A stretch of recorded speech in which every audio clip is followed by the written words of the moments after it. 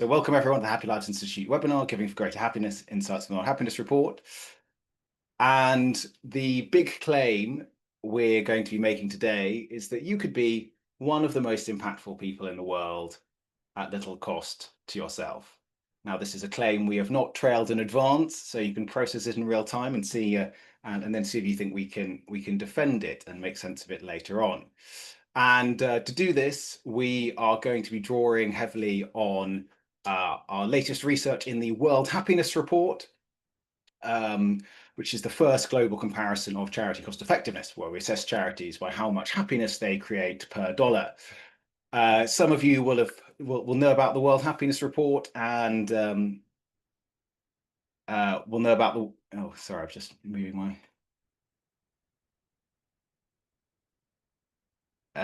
Some of you will know about the World Happiness Report and its famous ranking of countries. So the Finns have been the most cost effective. No, not the most cost effective. They've been the happiest country for about 8 years in a row.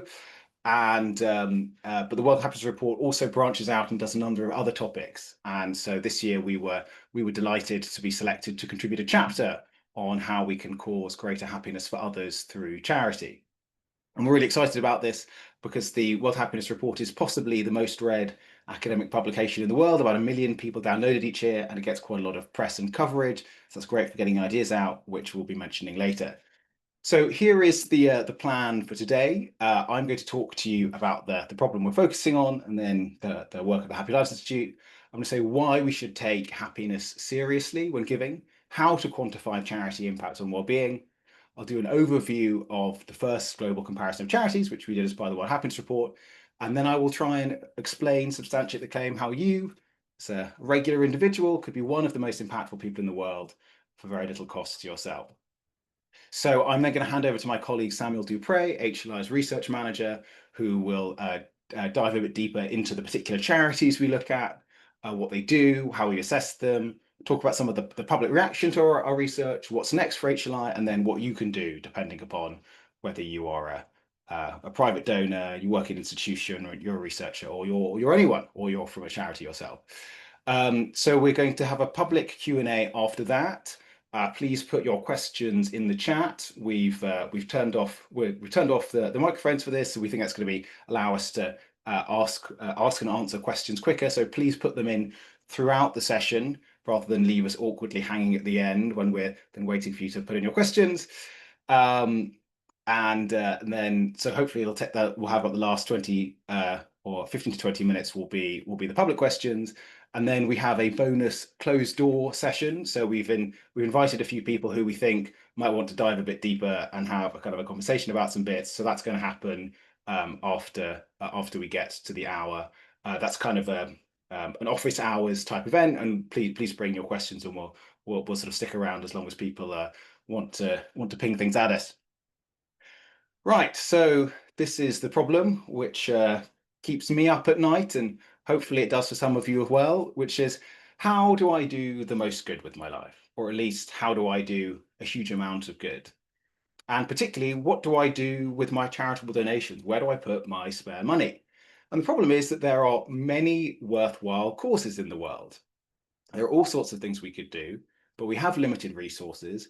And so if we want to have a larger impact, we have to choose between them, and we need to find a way of prioritizing. Now, they say that money can't buy happiness, but we're going to turn that on its head. We're going to say that not only can money buy happiness, we're going to point out the research that's been done to find the best buys for creating as much happiness as possible for other people. Now, this question of how we do the most good with our lives, or lots of good, is, of course, perennially important. But I think it feels certainly a lot more emotionally acute over the last 6 months. I mean, since we did our last webinar back in November, the global liberal world order seems to have collapsed. US aid's been shuttered. That's happened. We've had a similar effect in the UK, where I'm speaking to you from. So for those who are interested in kind of doing good impartially, focusing on well-being beyond borders, it's been a real change in mood and action. And so I think it's on us, for those of us who want to make a difference and who can, to stand up and do that. So where do we come into this? So I started the Happy Lives Institute back in 2019. I was doing a PhD in philosophy at Oxford, And in doing that, I realized that no one had really tried to work out how much well-being different charities produce. And I thought, oh, that seems like an important problem. And there's plenty of research from the growing science of well-being that could be applied to figure it out. So let's get cracking. And so our mission is to find the most cost-effective ways globally to improve well-being. And then we advise donors and policymakers who want to have a greater impact. So we try and help you help other people.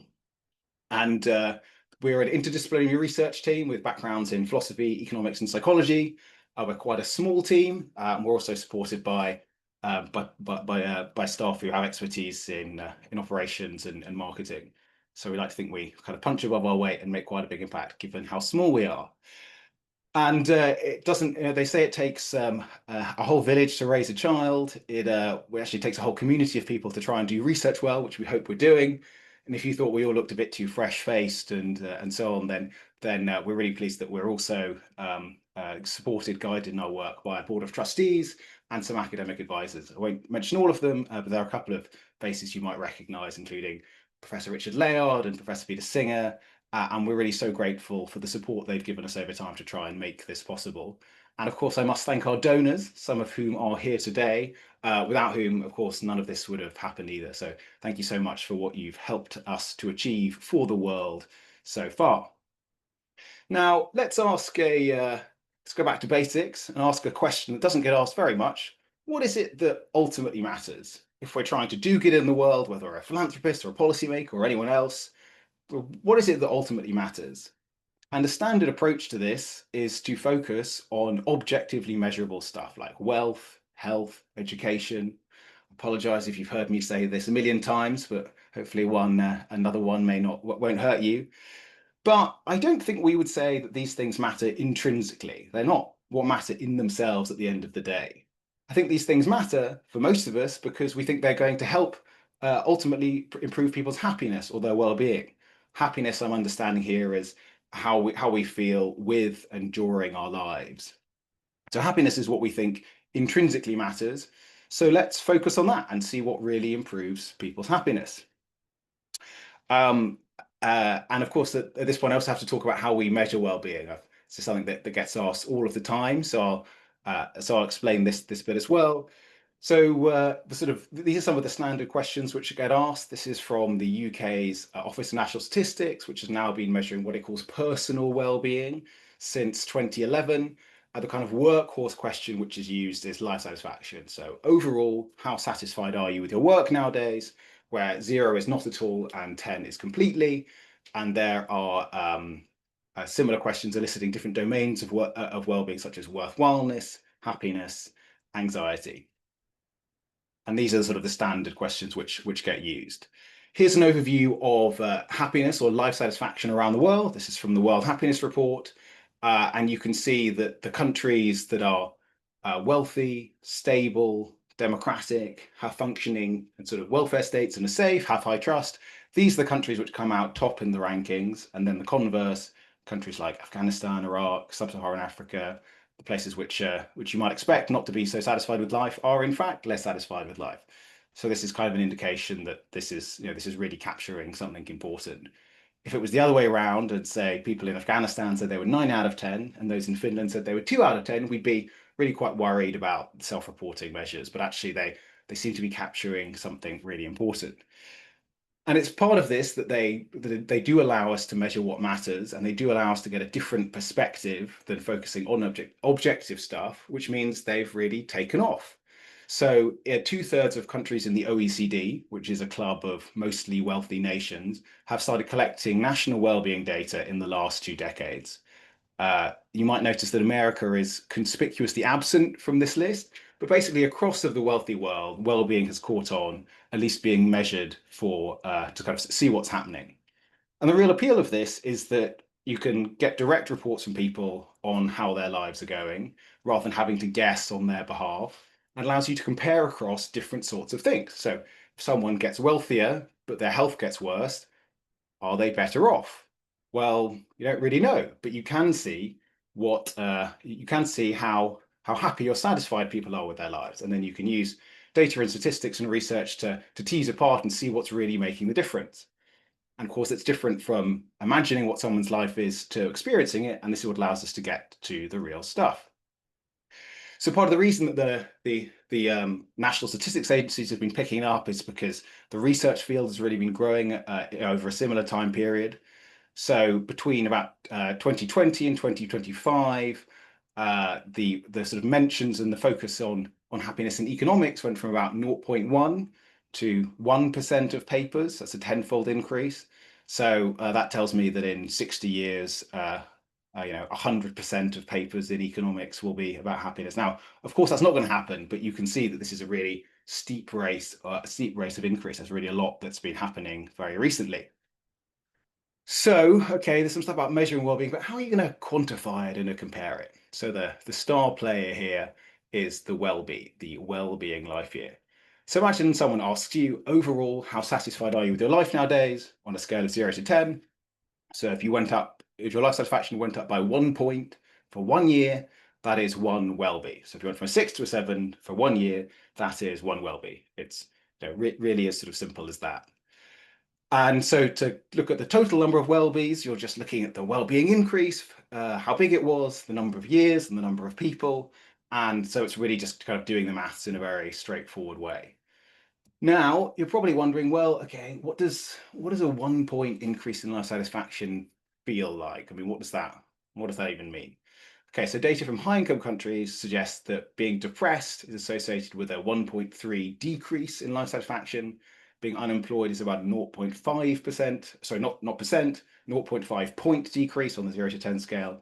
Doubling of income is 0.2, so probably quite a lot less than you would have expected. And getting married is associated with a 0.3% increase a year. Sorry, 0.3 point increase a year after getting married. So I'm getting married in 12 days. I'm hoping I get more of an impact than that a year on. But I'm actually just fairly reconciled to the fact that my wedding is merely going to be the least cost-effective party I ever throw. And so I mentioned it's kind of, the research has been building up, the sort of interest in national measurement has been happening, and now it's starting to trickle through into kind of policy action as well. So in 2021, the UK Treasury updated its Green Book, which is basically its Bible for how to analyse policies, and well-being was included and recognised for the first time, including the well-being. Now, there's a difference between recognising what in theory you should do to actually doing the analysis and seeing which policies are good and bad. And it was only in 2024, so just last autumn, that a crack team of researchers at the London School of Economics did the first value for money report, which they're now turning into a book, looking at particular policies and looking at and assessing them in terms of benefits and cost. I'm pleased to say that Richard Layard and Sarah McLennan, who are respectively our trustees and academic advisors, contributed to that. And also that HLI has been invited to contribute to the revised guidance in the Green Book, which should happen over the next few months. But we're not talking about policy. None of us here are government, so I imagine we're talking about what we can do and what can the impact that private money can have. And here we now come to HLI's chapter in the World Happiness Report.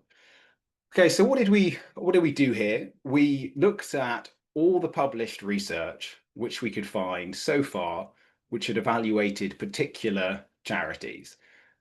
Where we could get information from that on how much happiness they produce per dollar, so WELLBYs per dollar.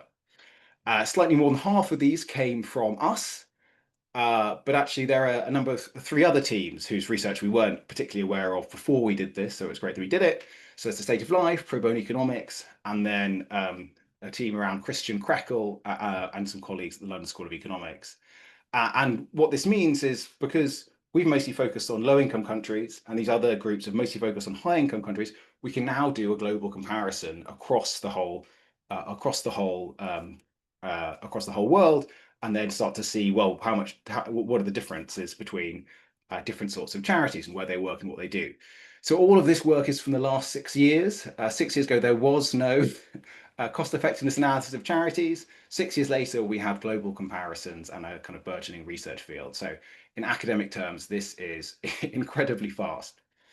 And what we're focusing on here is life improving charities where there's direct evidence. So we're not looking at life improving charities compared to, say, environmental interventions or animal welfare, or even improving lives to saving lives. So the strength and limitation of this is that this is where we're able to do database comparisons where the charities are really comparable. Um, Okay, and so in the World Happiness Report, we looked at all the research. So this is sort of the tip of the iceberg. Each of these different charities had their own analysis, which could be a few pages to a couple of hundred pages, including a systematic review and meta-analysis. And so I'm not going to show you the whole iceberg. We're just going to zip over the top. But some of the stuff that we report in the chapter is, okay, what is the charity called? What does it do? How much is its cost per WELLBY? How long is the effect supposed to be? What's the sample size? Where does it work? How many studies were used? What sort of evidence was used? Some subjective assessments on the elements of relevance and depth of analysis and who did it. So if you can find that in the report, and I'm actually not going to tell you about the details of those, although Sam is going to mention a couple of particular charities, and I'm going to focus on the main results. And excitingly, for those who find this kind of thing exciting, this is now a living review. So we're not resting on our laurels. 6 months later, we turned this into a living review. We've updated some of the analysis already. If you work on this area, then please send us stuff. We want to compile a living review of all the wellbeing cost effectiveness analysis that's done as a kind of a contribution to human knowledge. Okay, so here are some of the results. You might have seen this before. Maybe this is what drew you in the first place. So what you're looking at is the cost for a donor to produce one WELLBY. So smaller numbers are better here. We've got the organizations, what they do, whether they work in a low or a high income country. The color of the blob indicates who did the analysis. The size of the blob indicates how deep the analysis was. So larger blob is, you can think of as kind of more confident, smaller blob is higher uncertainty. And I'm not going to kind of dwell too much on the individual options because the really important big finding from this global comparison is the differences in cost effectiveness. So going between top and the bottom, the difference is 1,000 times or almost 1,000 times. What that indicates is that $1,000 to one charity could have as much impact as $1 million to another charity. And this is really counter to people's expectations, which I'll touch on in a moment, that basically all charities are about as good as each other. So we find there are really quite big differences. So here we've got the same information presented just the other way around. This is WELLBYs created per $1,000. And this might be the sort of the more intuitive one. So on the previous one, the challenge is that the less cost-effective stuff seems to suggest that all of the better stuff looks about as good as each other. And here you can see there are actually quite big differences even amongst the things which are most impactful. And the kind of obvious pattern here is that the stuff in the lower and middle income countries is more cost effective than the high income country stuff. And you may also notice that, is it suspicious that the Happier Lives has so many of the most cost effective ones? What's going on there? So we talk about that in the chapter, but the simple explanation is that there are different approaches taken by the organization. So in HLI, we are trying to find the most cost-effective things, and that's not true for the other organizations, which have been mostly looking at sort of stuff in the UK. Although it is interesting to note that Tier Fund by the State of Life is kind of well within the pack of, so it's also a low and middle income country organization, and that's well within the pack of the sort of stuff that HLI has been looking at. So again, story is that there are just really major differences. Okay. So a kind of initial conclusion you could draw here is that if you give to the cost-effective interventions rather than the average interventions, it's about 130 times. So that's looking at the average of the top 5 charities to the average of the UK charities in the sample. But I want to emphasize this actually is very conservative. Not just because we're averaging the top 5 charities, but more importantly, because the charities which are in the sample are quite unusual. They're probably high performing charities. So if you're the kind of organization that wants to take part in innovative research using weird new methods, you're probably on the cutting edge of what you're doing and amongst the very much more effective ones. So this is kind of a conservative way of thinking about the comparison. Now, you might have noticed in the sort of set of charities, well, I'm not sure I really knew about many of those. Where are kind of the big charities that I've heard of? And this is what we thought as well. Like, okay, we've got this sample, it's pretty interesting, but it's just, it's missing so many of the things that we might really be interested in. So now I'm going to talk to you about the mango problem and why we think charities you've heard of probably aren't going to be the best buys. Okay, so what about organizations like this? I'm speaking to you from the UK. If I was to ask someone on the street, like, what are the best charities, or just what are charities? These are the sort of things that would come to mind, and notably, these are missing from the analysis. And in thinking about this, we actually realized it was quite hard to kind of make sense of these and come up with numbers. And this is because they are mangoes. So the challenge with most big charities is they are mangoes, which stands for multi-armed NGOs. So those are charities which do a whole lot of programs in different areas, different places, different things. So an example is Oxfam. When we last looked, Oxfam had 736 programs. That's not the same group of people getting 700 of different interventions. This is different interventions, different places. And so we think there's some kind of more theoretical reasons that to not think that mangoes are going to be the best buys. So here are 4 challenges. We sort of thought about these for the World Happiness Report, and we've elaborated on them since in a blog. So the kind of a straightforward one is complexity. So when I look at Oxfam, I think, oh, I've just how how are you going to assess that? It's taken sort of 6 years of work to get to 24 interventions, 24 charity analyses, but there's just so many different. It's just really you could sort of do it, but you'd have to be making it up. It'd be really hard to do detailed analysis. So if you want to know how much impact you're having, that's actually extremely hard to do. I think the more kind of critical issue really is dilution. So imagine you've got a charity which is just doing one intervention really well. You think it's going to be a top intervention. And then imagine you start adding other interventions there. Okay, if these are going to be less good, then what it's going to do is it's going to bring down the average cost effectiveness of money to that charity because it was doing just good stuff and now it's doing cost effective and less cost effective things. So there's a kind of actually a sort of a strong reason to think that mangoes are going to struggle to compete in terms of cost effectiveness with organizations which are doing one thing well, because they've got many programs, then all of them have got to be, or they've got to be on average more cost effective than the best things we know of. And that just seems kind of mathematically really likely. There's concern about fungibility for kind of larger organizations. If you put money into one place, is it really gonna, is it going to be spent on that program? Is there going to be some internal shuffling of resources? That's kind of in the complexity camp. And then we also recognize there's this sort of prioritization challenge. So if you think that, as we now do, that some things can be much more cost effective than others, then why would you want to run an organization that had hundreds of programs? It seems like what you would do is think, well, some of these could be quite a lot less impactful. So why don't we prune them away and maybe just do 10 or 20 things that we think really work and have a lot of impact? So something a bit peculiar about going on there that I think if you're a donor, you want to ask questions about. Okay, so there were a couple of bits that we could estimate as sort of typical charity interventions. So we found a couple of studies looking at randomized controls looking at homelessness. These are from North America.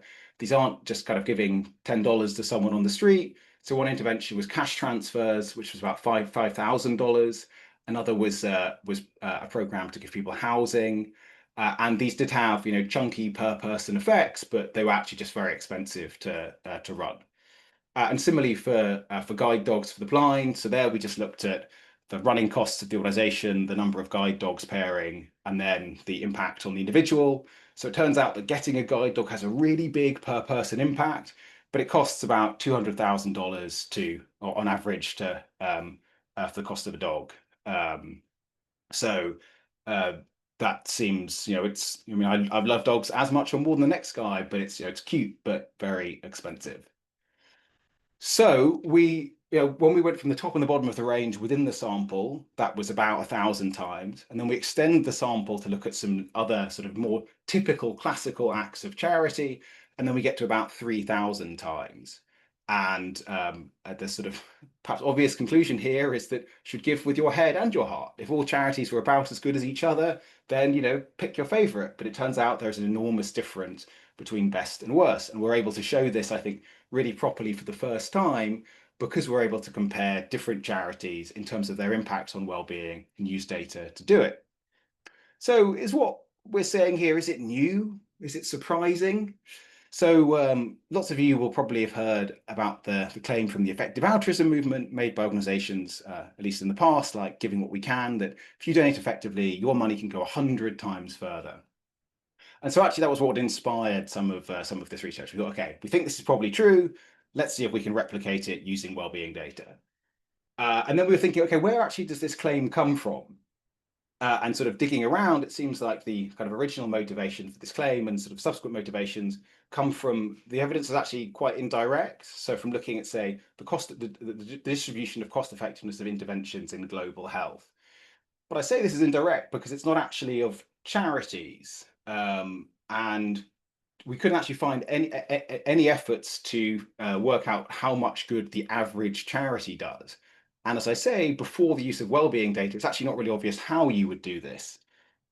Okay, so difference between expectations and reality. If you survey people and you ask them how much better is the best charity than the average charity, they say it's about 1 to 3 times. So $1 to a top charity is about $3, one and a half to $3 to an average charity.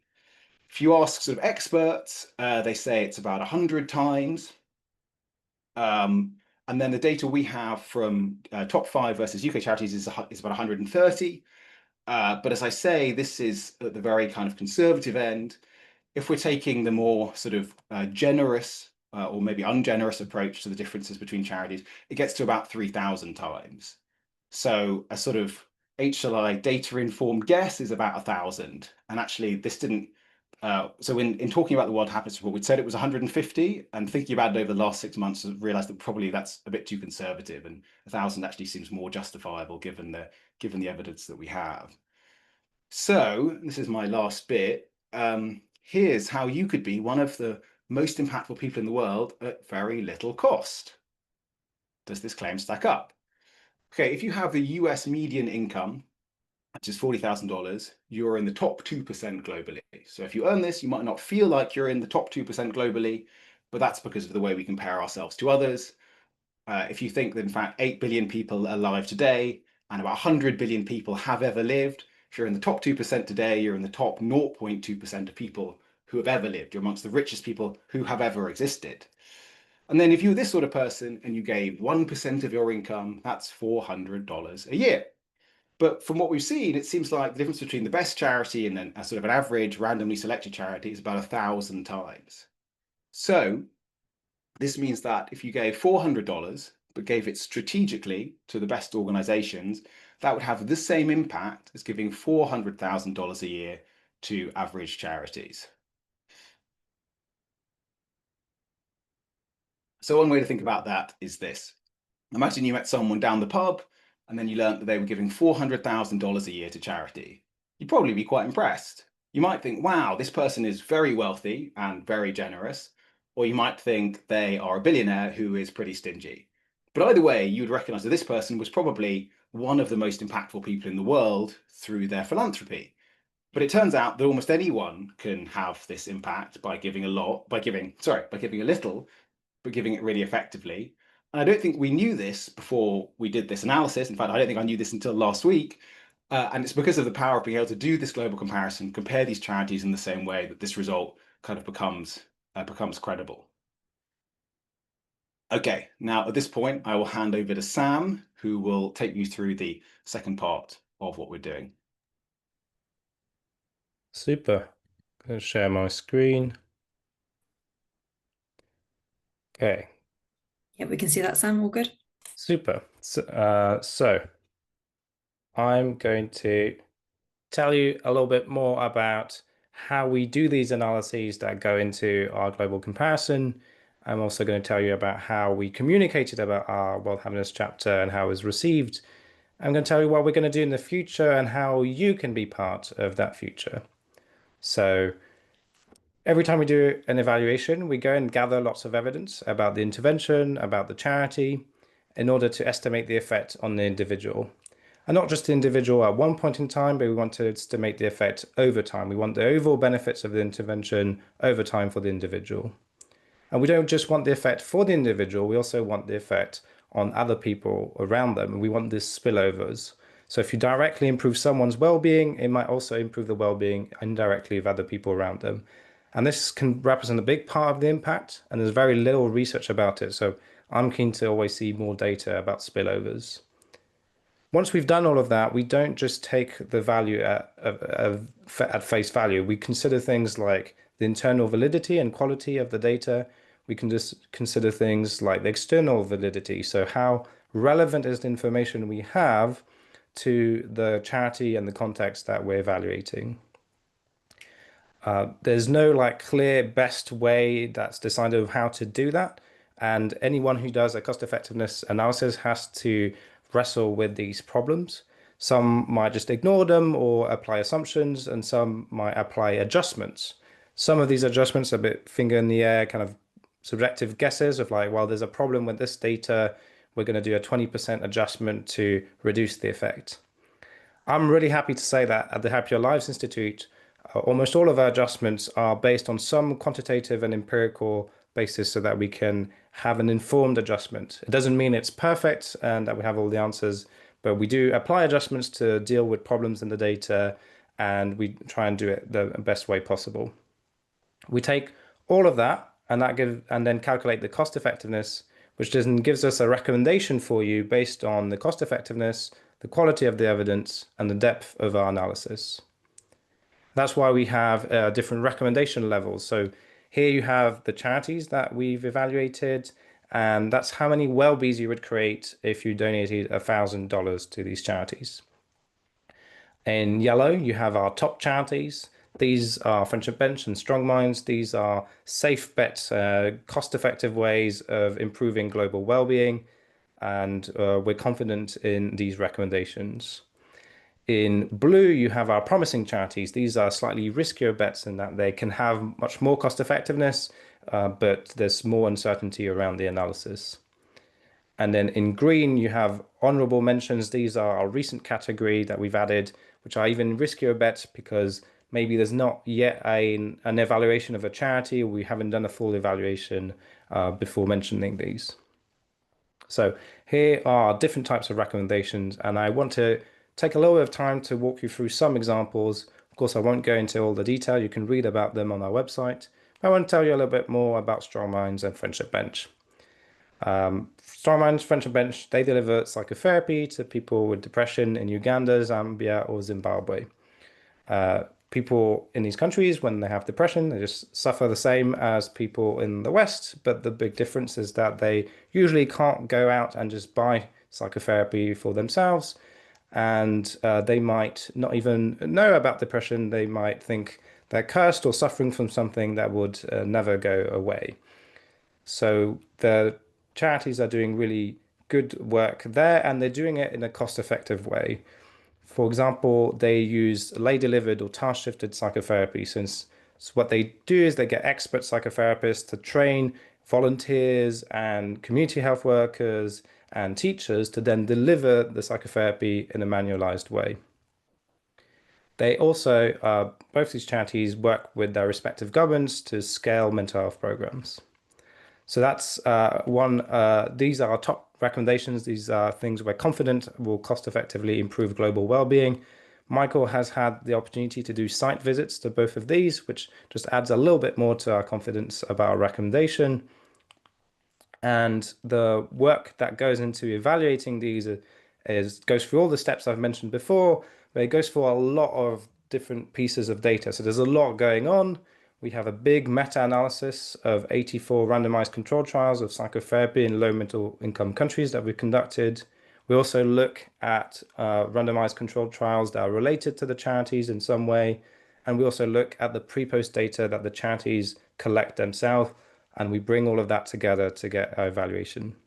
You can read about all the details in our November report. You might have seen different versions of our evaluation of Strong Minds and Friendship Bench. This is the latest big thing. It goes in a lot of detail. And the journal that does a peer review like reviews, they've given us a really positive feedback on it. I want to also tell you a little bit about Pure Earth. Pure Earth is a promising charity that we recommend. And what they do is advocacy to reduce lead exposure through different products across different countries. Specifically, we focused on their cosmetics program in Ghana. So in Ghana, individuals apply cosmetics like eyeliner, called chilo or kohl, to children, both boys and girls, even infants. And the eyeliner is made in large parts of lead. Lead gets into the body, and that leads to losses in well-being across the lifespan of the individuals. The work that Pure Earth does is that they go in the field, they collect blood lead levels of individuals, they look at products in the household, in marketplaces, they measure the lead levels in these products. They do investigative work to find out where in the supply chain the lead is coming from, and then they gave recommendations and do advocacy to get the government to regulate and replace these products. For analysis, we do, as I said, all the steps we've done before, and here we combined information about the impact of lead over time to estimate the impact of lead over time on people's well-being. We also look at how much blood lead levels are caused by lead in cosmetics in Ghana, and we combine this with our estimate of how much Pure Earth is going to be able to remove. And that's how we get our figures for Pure Earth. And you can read about this also in a November report called Toxic Cosmetics. So that's a little taste of, in-depth taste of how we do these analyses. And we've put all of that together in the World Happiness Report. And now we wanted to communicate about it. We didn't just want to keep that for us. We wanted to see if other people are interested in this work and how they would receive it. I think we did a really good job. In 8 weeks, we got different TV interviews, radio interviews, podcasts, mentions in high-profile outlets. And this has allowed us to communicate to people and put ourselves forward as thought leaders in terms of well-being, cost effectiveness, effective giving, and just bring this information to a much wider audience that might not have had it before. Also, this has helped us increase donations to the charities we recommend. You might think that we only do big 60-page reports. We also have smaller products. We have little blogs that you can read about happiness, about cost effectiveness, about the charities we recommend. And these are great ways to discover our work or share our work and learn about what we've been up to. So this is all that we've been doing. What about the work that we're going to be doing in the future? Well, we're going to continue monitoring and updating you about the charities we recommend. We've done this a couple of weeks ago. You can go and read about the different funding gaps of the charities we recommend. You can read about how Strongman's is fundraising for an RCT and how they're scaling programs with the government. You can read about how Pure Earth got a memorandum of understanding with the Ghanaian government. But we are also doing new exciting research. A lot of the research we're doing this year is consulting, commission work with different people, such as the Bloom Wellbeing Foundation. We're going to do a global mental health report, a global pain report. We're going to look at violence against women and girls. We're going to continue looking at charities and evaluating cause areas like parenting, mental health in schools, digital mental health, and other things. We also do fundamental research about the nature and measurement of well-being. So we have collaborations on comparability and linearity. We also want to look at comparing the sort of experiential happiness side of well-being and the evaluative life satisfaction side of well-being. We also have some other exciting projects like publishing our psychotherapy meta-analysis in academia, and Michael's writing a book on taking happiness seriously. So keep an eye out for that.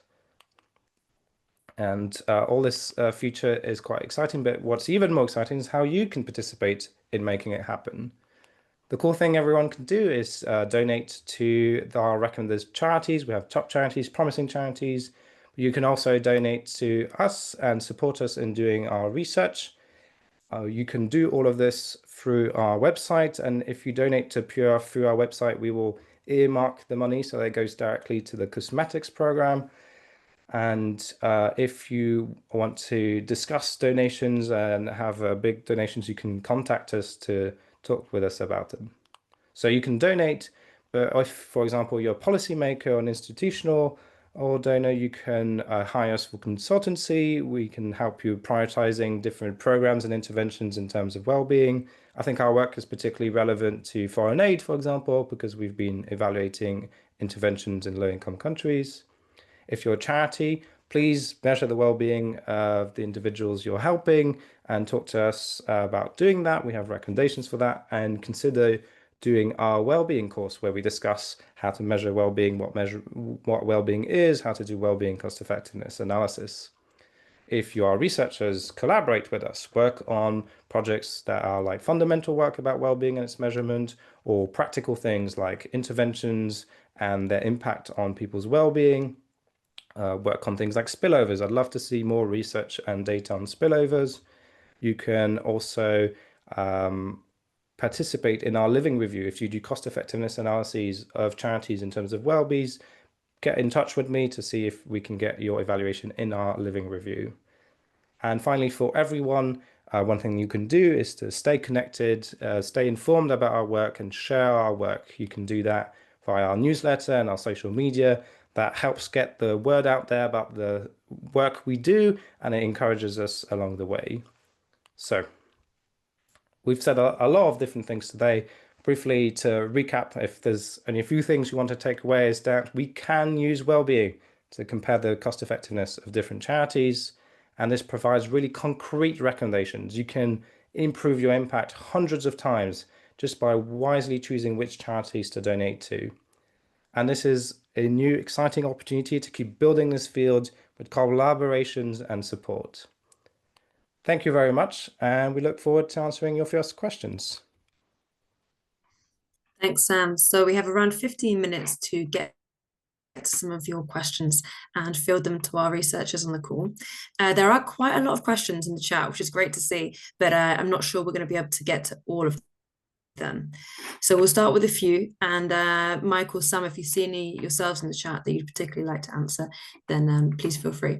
So questions around different themes. There was a question from Pavel, which was about who's collecting or measuring life satisfaction, whether it's external parties, local organizations. Pavel's got experience from northern Uganda, where the idea of life satisfaction is a bit foreign. Notably, the clients don't want to say that they're not satisfied to not upset the counsellors. So is this something that you want to share some views about the interpretation of questions on life satisfaction, Sam or Michael? Yeah, I can answer that. Hi, Pavel. Thank you for your question. And well, Pavel, Joel, and I have already been doing some work on this, and I look forward to keep doing this. So, different groups will measure differently. So, for example, for the big map that Michael showed, that will be the Gallup that will be Gallup that will do it for the World Happiness Report, and that will be they will send people in to do telephone interviews, and that will be like just a general interview. For the charities, that then depends on the charities, and the concern here, is, as you say, is will people answer differently based on who is asking them? Is there a risk of demand characteristics? So if I'm being asked a question, maybe I want to be nice, or maybe I want to get something out of it by like, oh, if I say yes, then maybe they'll give me more of the program, the therapy. And so this depends on people. The recommendation would be to have someone that's not directly identifiable as the person giving the intervention, asking the question. Groups like, for example, Strong Minds, I know that they have had external organizations come and do the kind of a check of their measurement. So they take a sample of the people, they measure them, and they find similar results. That's reassuring. In our analyses, we don't just use the data from the charity. We also used RCTs from the literature. That doesn't mean that there's no effect there, but because there's a control group, we hope that reduces the risk a little bit. And we do apply adjustments for that in our evaluations. And it's still an ongoing question that we want to keep improving how we measure these things. I want to keep working with you on finding out the nitty-gritty detail of this, but there are ways of doing this better than other ways, and we are happy to chat with people who want to measure well-being and give recommendations for that. Thanks, Sam. So there's another question from Mareke this time. Maybe also one for Sam. It's about measurement of well-being, about how you measure the sustainability of the well-being outcome. So she's asking how long will the well-being stay and how many other interventions or repeats are needed to remain at the same well-being level. Is this something that we take into account?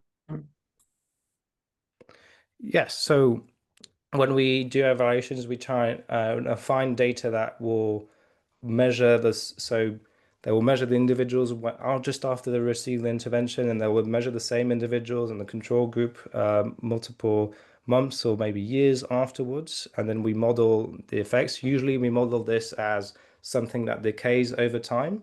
And then we take the integral of that as the overall effect. We also sometimes do some other modeling. So for pure Earth, we've modeled that just leads to losses in well-being across the lifespan. So it's about finding data to do this evaluation, and it depends on and the reason why we do this is because it depends on different interventions. So receiving a cash transfer now or receiving psychotherapy, that affects your well-being in different ways now, affects your well-being in different ways in the future. And so we want to understand how it does it and what does it do in terms of the effects so that we can include that in our analysis. And I would recommend really for researchers not to just measure the effect just after the end of your intervention, but also in the future, because that can represent a big part of your impact, or it can tell you something about, if your intervention is really good, but just for 1 month, that's not as good as an intervention that will have a constant effect over many years. Thanks, Sam. Next, I think maybe we'll go for a question from Victor. Maybe Michael, if you want to take this one. This is about whether we have a pitch for assessing well-being outcomes versus life saved or other non-comparable metrics. So comparing against an intervention that increases both well-being and lifespan. Yeah, so thanks for this. So the kind of the WELLBY, I sometimes think of it as a bit like a train, like it's really powerful in a certain domain, and then sometimes you want to go off the tracks, and then you have sort of further challenges. So if you want to compare improving lives to saving lives, quantity to quantity of life, you just get a whole bunch of kind of different philosophical questions, which really have nothing to do with the evidence, and they have all to do with kind of the moral weights you assign to lives, how you think about the badness of death, whether lives worth living or not worth living. So it's kind of a concrete example with this. We say a WELLBY is a 1 point increase for 1 year. So imagine someone is at 7 out of 10 and they live an extra year. Do we say they get 7 WELLBYs, which implies the neutral point is 0? Or if the neutral point is 0, that means no lives can ever be bad. Even a life of torture would still count as positive. So maybe we want to say a neutral point is 2 or 5. And currently there isn't very much research on this. And this is one of the particular things. And we've done some thinking on this. We've written some bits about it. We've got some data which is relevant for some bits. And actually, this is something that we're hoping to kind of discuss and feed into the next version of the Treasury Green Book, because it's quite important. And currently there isn't very much of an answer. So if you were just looking at, say, income to saving lives, you'd have all of these same issues. It's really nothing to do with well-being. We do have actually maybe Sam can pick up on this if Sam can remember where it is, but we have done some analysis where we've thought, like, for different moral philosophical assumptions you would make, you can get different sorts of inputs, so you can make it comparable, but the comparability comes from what moral assumptions you're making rather than when you think about the evidence. So in trying to talk to donors about this for a while, we haven't found that many have been that interested. People want to improve lives or save lives, and they don't really think it's that easy to trade them off. But sometimes you do, for kind of for policy purposes, you do need to have these sorts of weights. And then extending it, there are sort of challenges. If you think about, let's say you're wearing a conventional economist hat and you're just thinking about income, how would you compare that to, some climate change intervention you have, which is it's going to appear in 30 years' time? I mean, there's just so many, there's so many different assumptions you could put into there. So we think we're able to solve one problem well, which is how much happiness can you increase for people where you've got good evidence. We think that's an amazing that's an amazing bit of progress, but we're not able to solve all of these other problems which are just sort of lurking there in any case. Although we can say some bits about them, but we can alert people to what the problems are, but we don't have full solutions to them, just like no one else would. I can add to that and say if you're interested in comparisons between saving and extending lives and improving lives, you can look up The Elephant in the Bed Net. That's the name of the report. And at the top of that, that's like an old report, but at the top of that, there will be a link to an app, a web app, where you can put in your assumptions and it will tell you how Against Malaria Foundation compares to our other recommendations.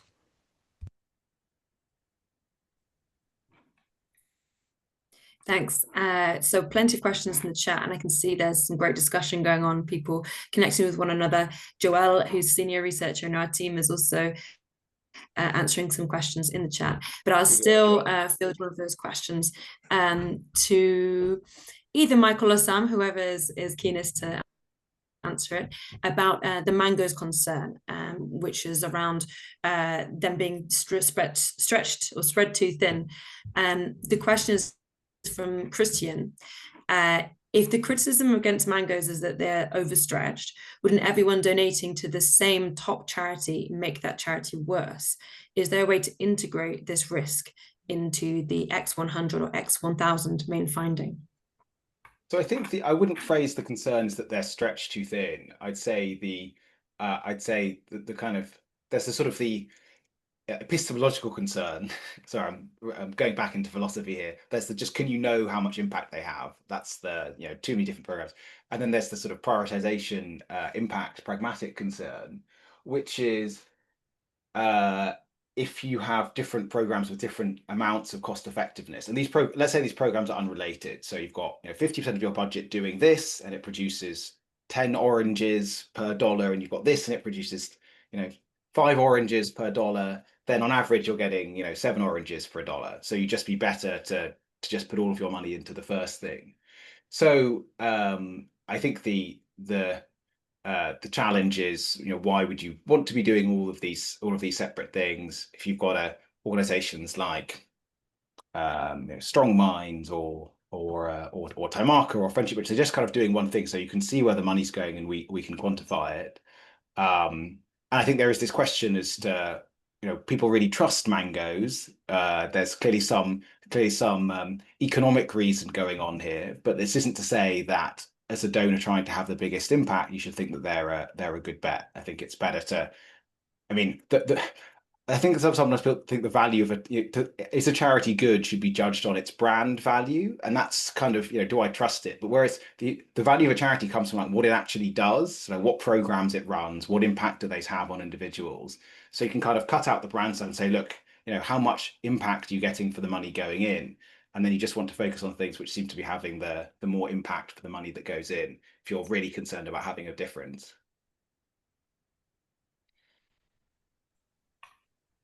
Fantastic. If there's nothing else to add on that one, I think we can move on to a different question. There are a few that are more kind of comments than questions, which is also great to hear, but we'll try and stick to the questions to have a bit more of a Q&A. So there's one that I saw from Sam Bernicker, which is about our work being evaluating existing charities. And that's incredibly valuable, but they expect that there may be hypothetical charities that could be even more cost effective than the ones currently existing. So what is our current thinking on identifying causes and approaches that haven't yet been adequately addressed in the NGO market so that projects can be encouraged? So I guess that we do, so the stuff we kind of publish on are for charities where they've kind of have more of a track record and evidence to point to, where we can kind of come up with a thing with cost effectiveness numbers. But we also do some kind of behind the scenes advising for sort of smaller and startup projects, where we will say, I'm just going to talk about Sam's work here, so sorry, Sam. So, we look at some audits, think, here's what it's doing. All right, it's early stage. We don't actually, if it gets to this, that would be good, but we just can't really say yet. So we do some of that stuff, and if you're a donor and you're interested in that, then please do talk to us about it. In terms of sort of starting new things, there's a bit of a division of labor. So there's another organization some of you may have heard of called Ambitious Impact, and they're a charity incubator. In fact, the Happy Lives Institute went through Ambitious Impact. That was kind of when we became a real organization. 6 odd years ago, we were part of the first cohort. And so they spin up new organizations. So we do chat to them now and then, but we sort of leave it to them. And in fact, a couple of the organizations they've started have kind of been as a suggestion of the sort of stuff that we're saying about taking happiness seriously, focusing on mental health. But we sort of defer to them to do the heavy lifting there. Great, thanks. I think that's all we have time for in terms of Q&A, so I'll let you wrap up, Michael. Thank you. Okay, well, thanks everyone for coming. It's been a real pleasure to have you here. So let me kind of recap where we've come through. So the big claim we made is that you can be one of the most impactful people in the world for very little cost. And we're able to say this because we've been able to do this first global comparison of charities. We've been able to do that because we focused on well-being, which is this new approach, no research 6 years ago. And now we've got these global comparisons, and we're able to see for the first time just how big these differences are. And I think this is really empowering. It means we can do a great deal. It's a whole new virgin field of research. So very little stuff has been done. So there's enormous potential for kind of donors to be involved and to have an impact, to support the charities, to support the field for grow. I think this has enormous potential to influence all sorts of decision making, and as a result, make lives happier. And that is what I hope you're all enthused about and want to do. Please do stay in touch. Follow us on socials, sign up for the newsletter, come to all our webinars. They'll be 1,000 times better than this one. Not possible. And yeah, please do stay in contact with us. And thank you all very much for coming.